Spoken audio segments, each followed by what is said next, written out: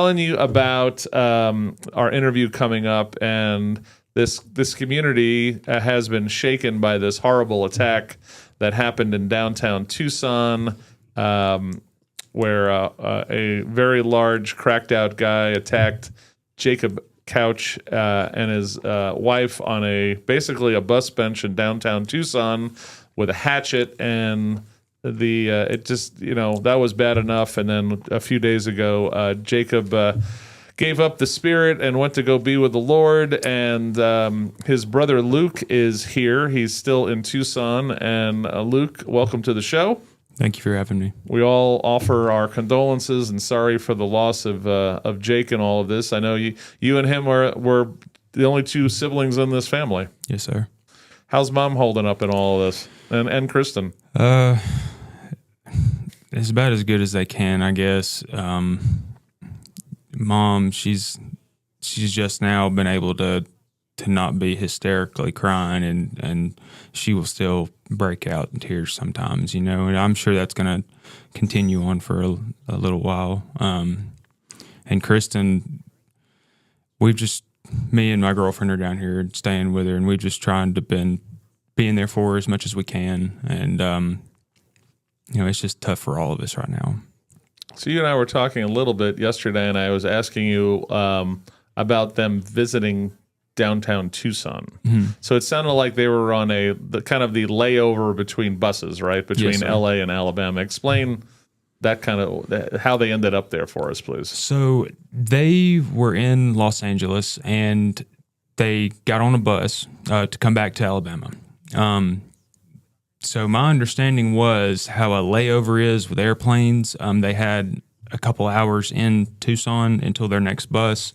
And so they've always wanted to see the city. And, we're from a small town in Alabama. You don't really know the next time you'll be coming out west. So right.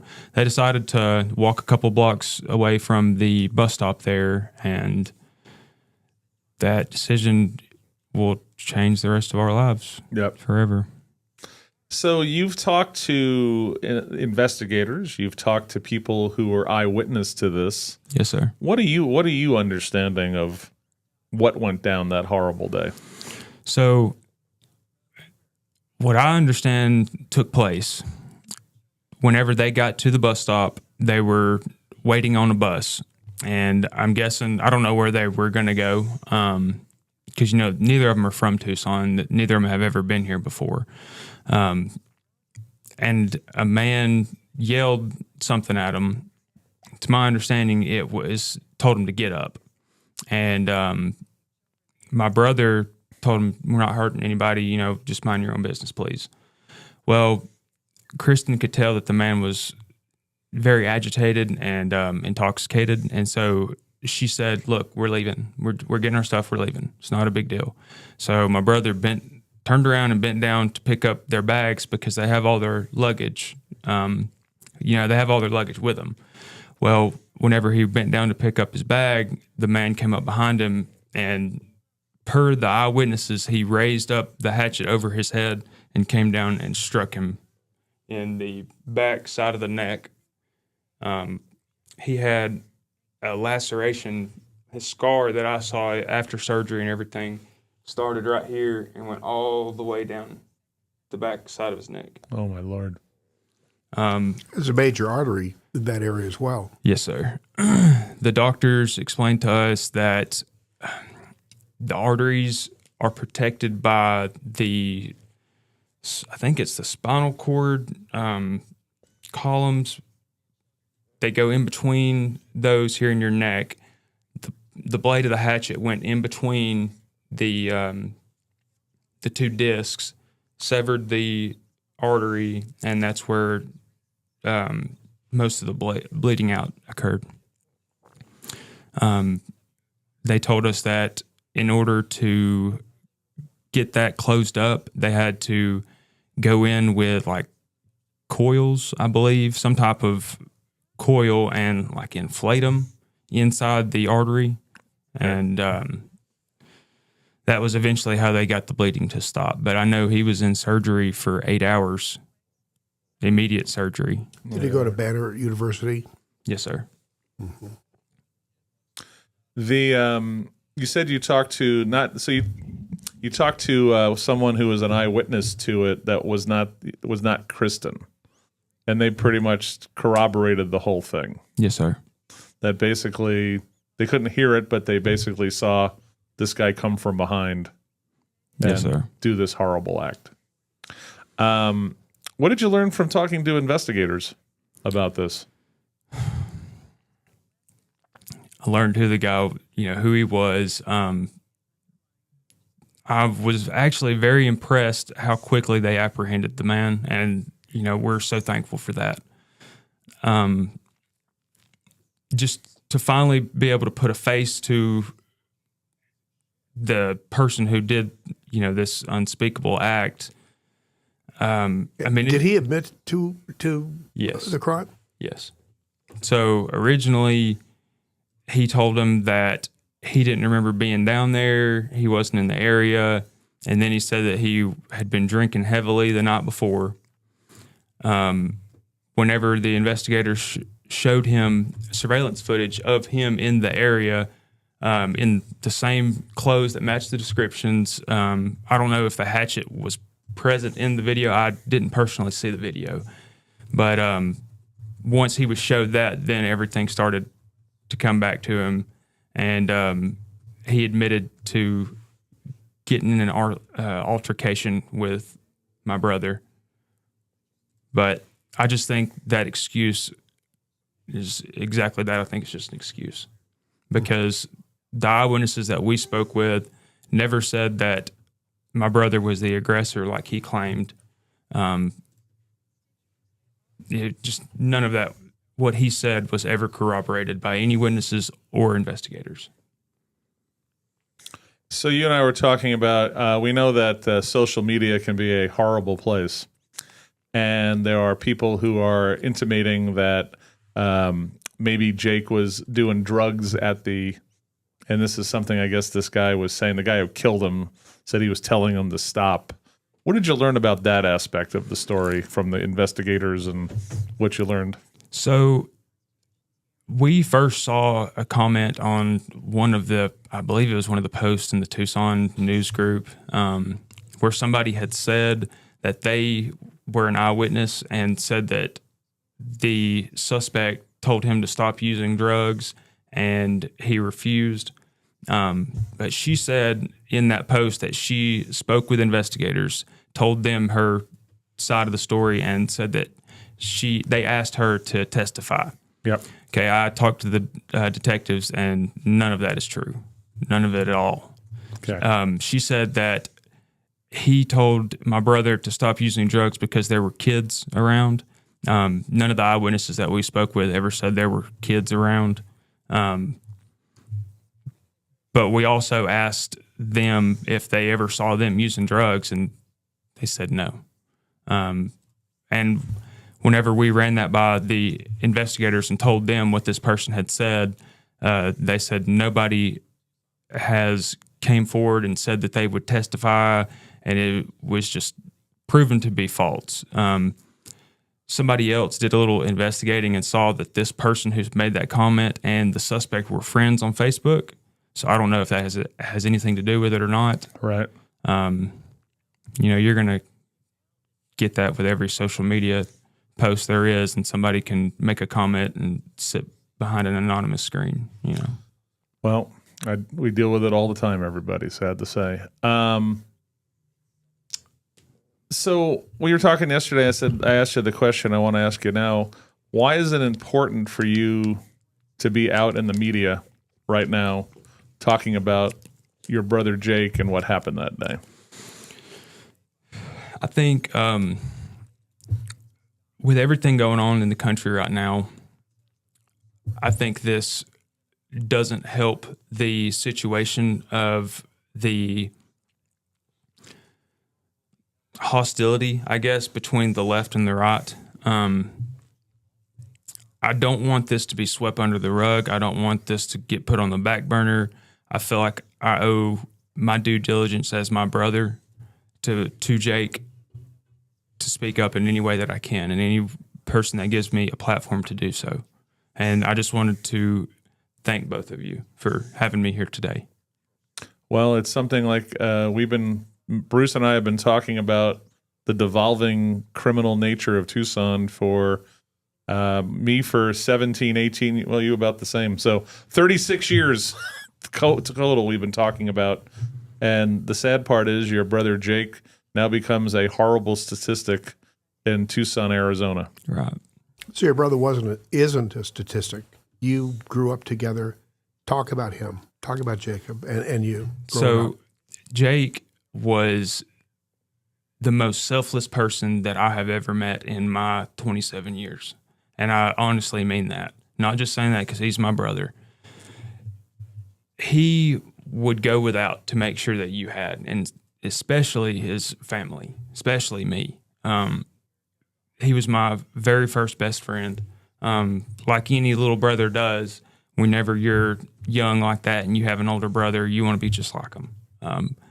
Whenever he would have friends over, I was right on their tail, following them around, hanging out with them, 1 and 2, you know. My brother, he grew up in the early 2000s. So skateboarding was a thing, started to be a thing during that time. And that's what he started to do. Well, me being the annoying little brother that I wanted to be a skateboarder then. So, you know, of course, as I got older and grew into my own personality, you know, things changed and I became my own person. But it's just crazy looking back and seeing how much I wanted to be just like him and how he was my idol and my hero whenever I was a kid. That's the way it should be between brothers. Anytime that I ever had a conflict with anybody at school or anything like that, my brother, he was my protector. And they knew, you know, not to mess with me because of him, you know. It's a good thing to have an older brother as a protector. Yeah. Yeah. I think what was I going to say here? There's so many things going through my head right now about this. How's it been to? So it sounds like Tucson police have been good to work with, right? The investigators, I've been messaging with one whenever the suspect's charges were upgraded to homicide. I've only been messaging with him now, but they've been very helpful. Speedy arrest, good investigation. The first night that me and my girlfriend got down here, the man hadn't been caught yet. As soon as we landed, I just couldn't sit in the hotel room and not do anything. I just felt so helpless.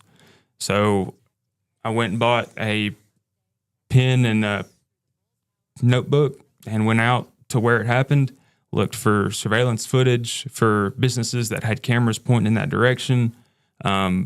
Kristen told me that after he hit my brother, he walked a certain direction. So we walked that direction, looked for security footage. I emailed the owner of an apartment building that was less than a block away.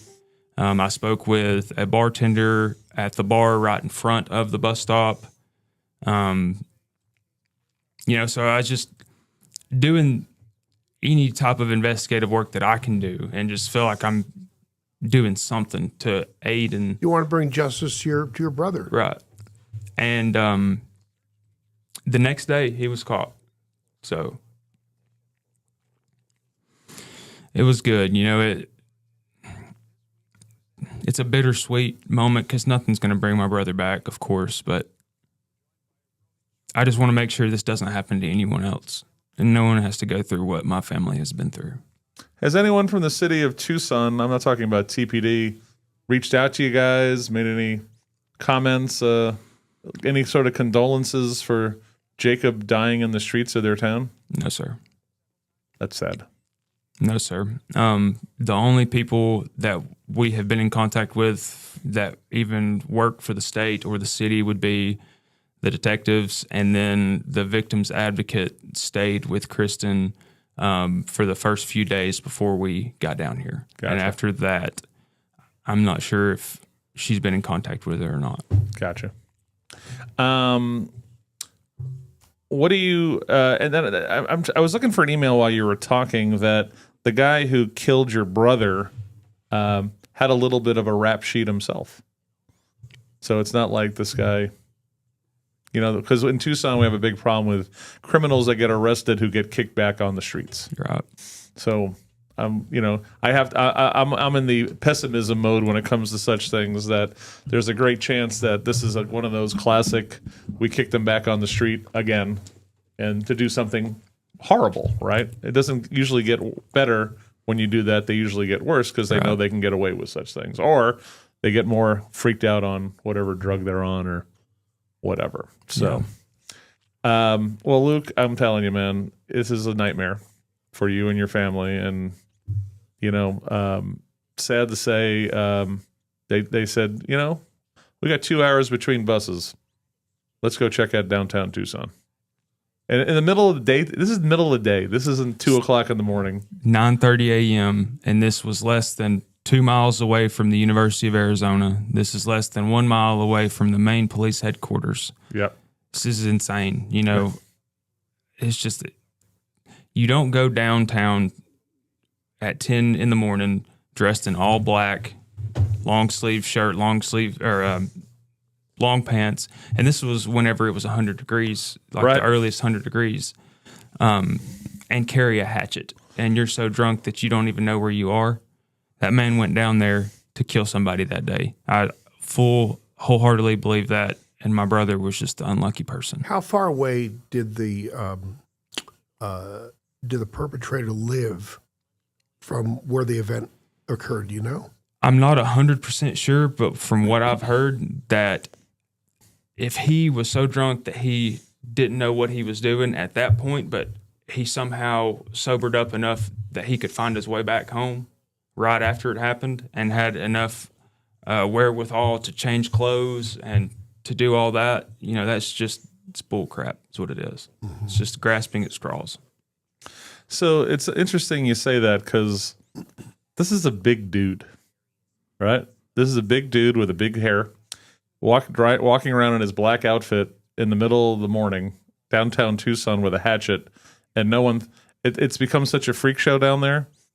I don't think anyone knows this. It doesn't feel out of place, I guess. Right.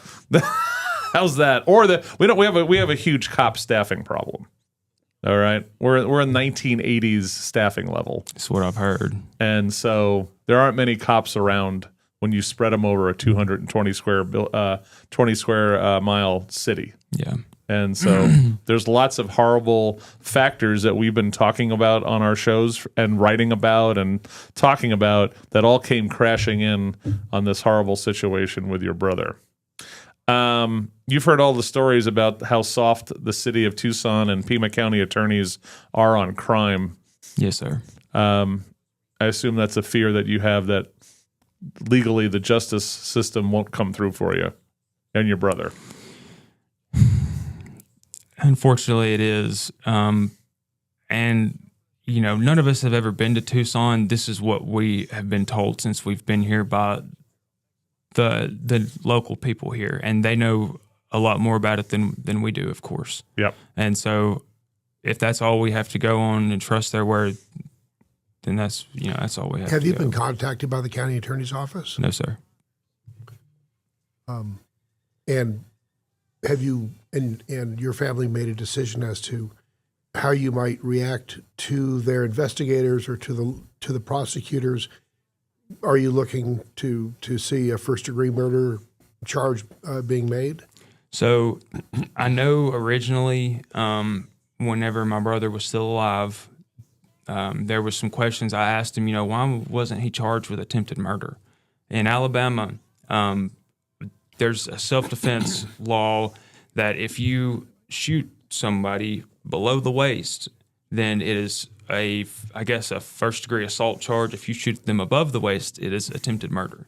And so I was just confused as to why somebody hitting somebody in the neck where all of your jugular, your carotid artery is, and that not be attempted murder, but that's besides the point. It's in the past now.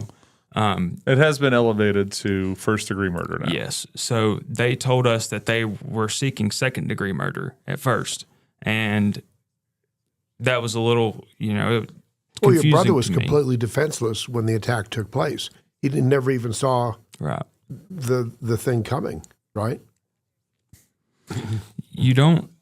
There is no self-defense claim when you attack somebody from behind while they're squatted down. He was not in fear for his life. Yeah. It's just like if you shoot somebody in the back when they're running away, you're going to jail. That's just how it is. Well, Luke, thank you for coming on and sharing this. And again, I know this is painful. And as things develop, if you need to come on and talk some more and tell us what's going on, you have my phone now. Text me, and if you need to come back on, we'll do it again. Yes, sir. So thank you both for having me today and letting me share my brother's story. I know it sounds trite, but our true prayers are with you and the Couch family. Thank you. Everybody. So stay strong, and don't let this city tell you that there's a chance they're going to be weak on this. Fight for Jacob.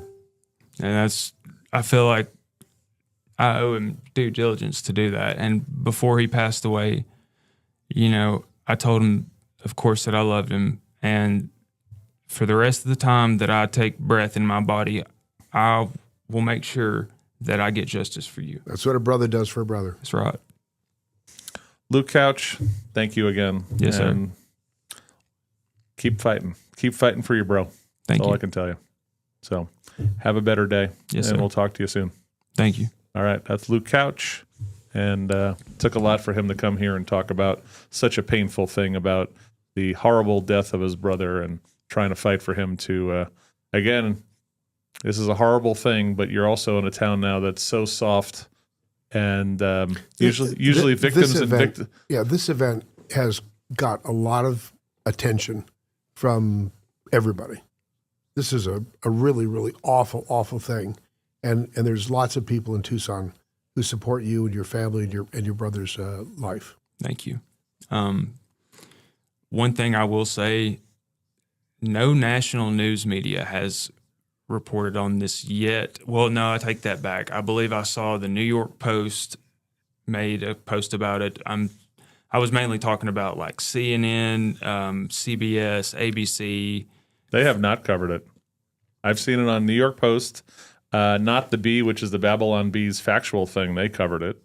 And that's then, a national thing with lots of readers. like People's Magazine, I believe, and TMZ. But, that's just insane that something like this isn't front page news, as you would used to call it. So the question is, do they perceive Tucson, do the mainstream, it has hit the affiliates because the local news affiliates, they share it with their news affiliates. Mm-hmm. So I've seen it in other local affiliates in other parts of the country. But I can be cynical enough after the last few years with the news or more that they know that Tucson's a liberal soft on crime town, that when something like this happens, we don't want to ding them.